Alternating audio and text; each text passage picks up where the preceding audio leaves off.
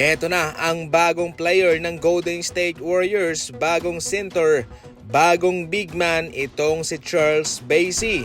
Magaling po itong si Charles Bassey mga idol. Siya ay nakapaglaro na sa Boston Celtics, Memphis Grizzlies at San Antonio Spurs. Dominanteng center itong si Charles Bassey. May taas na 6'10" at nasa 7'3" ang wingspan nito. Ito ay isang certified rim protector at magaling dumepensa.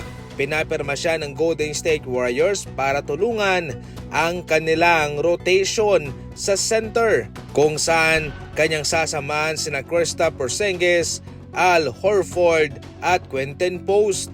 Kinuha siya ng Golden State Warriors para humalili muna pansamantala. Kasalukuyang wala pa sa aksyon sina Al Horford at Quentin Post. Bali magkakaroon po sila ng re-evaluation sa susunod na linggo, kaya kailangan nila ng isang center na maasahan. Ang kanyang nagagawa ay rim runner, especially sa transition. Ang kanyang shooting naman ay nasa 60%. Yung kanyang mga specialty ay yung mga dunk at mga putback dunk. Napakadelikado nito mga idol sa offensive glass. Siya ang nangunguna sa G-League sa rebounding at nakarecord din po siya ng nasa 40 points at 16 rebounds sa isang laban way back 2023. Talagang ito po yung kinakailangan ng Golden State Warriors, agresibo, nagdudumina sa loob.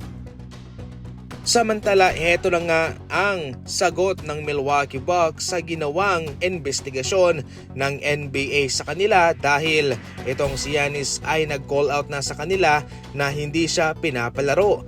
Para mismo sa panig ng Milwaukee Bucks, mayroon sanang isang level na dapat natapusin itong si Giannis. Iyon po yung magkaroon ng 3-3 scrimmages. Subalit, hinindian niyo ni Giannis sapagkat sa kanyang paniniwala ay fully healthy na siya at nakakalaro. Definitely, yun po ang proseso. Yun po ang kalakalan.